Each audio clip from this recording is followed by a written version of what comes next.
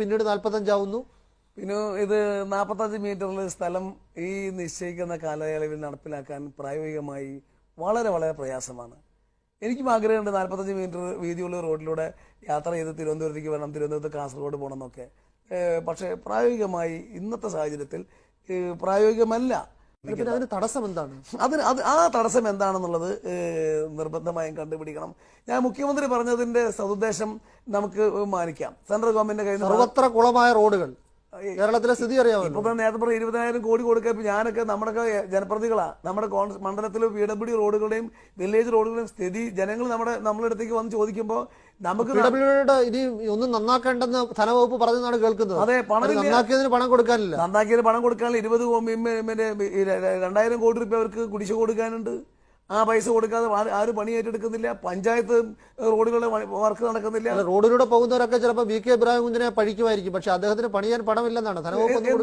അതുകൊണ്ട് ഈ കാര്യത്തിൽ നമുക്ക് ഇപ്പൊ എടുക്കേണ്ട സമീപനം, നമ്മുടെ കയ്യിൽ ഭൂമിയുണ്ട്. 30 മീറ്റർ വീതിയിൽ ഭൂമി നമ്മുടെ കയ്യിൽ നിൽക്കുകയാണ്.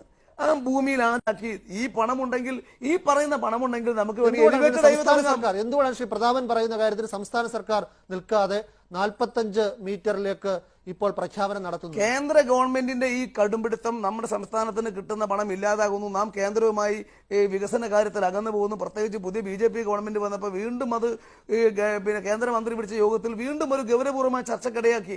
അതെല്ലാം കണക്കിലെടുത്താകണം ഇന്നത്തെ ക്യാബിനറ്റ്. ഇത് മുഖ്യമന്ത്രിയുടെ ആശയം നല്ല ആശയമാണ്.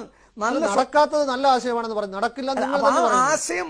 അതിന് പ്രതാപൻ മാത്രമല്ല ലീഗ് നേതാക്കൾ പറയുന്നു. പ്രായോഗികതയിലേക്ക് വരുമ്പോൾ ഇത് നടപ്പിലാകാൻ പ്രയാസമാണ്. നമുക്ക് എല്ലാവർക്കും വർത്തമാനം പറയാം. നഷ്ടപ്പെടുന്നവന്റെ വേദന, വീട് നഷ്ടപ്പെടുന്നവന്റെ വേദന അല്ല, നഷ്ടപ്പെടുന്നവന് നല്ല നഷ്ടപരിഹാരം കൊടുക്കാൻ കഴിയണം. അത് കഴിയുന്നില്ലെങ്കിൽ നടക്കില്ല. വിനു, നമ്മൾ കണ്ടതല്ല. ഞാൻ വിനുവിന്റെ തുടക്കത്തിൽ തന്നെ പറഞ്ഞു, ഞാൻ തൃശ്ശൂർ മണ്ണുത്തിയിൽ കണ്ട ആളാണ്.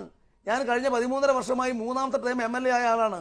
തൃശ്ശൂർ ഇത് പ്രശ്നം ഇച്ഛാശക്തി ഇല്ലാത്ത സർക്കാരാണോ? ശ്രീശ്രീക്ക് ചോദിച്ചത് പണം ഇവിടെ, പണം കൊടുക്കാൻ ഇവിടെ പണം. നാം എടുത്ത് ഈ ഭൂമി അളവെടുത്ത് തീരുമാനിച്ച് ഗവൺമെന്റ് കൊടുക്കാൻ പണമില്ല, നടപ്പാകില്ല എന്നറിയാം.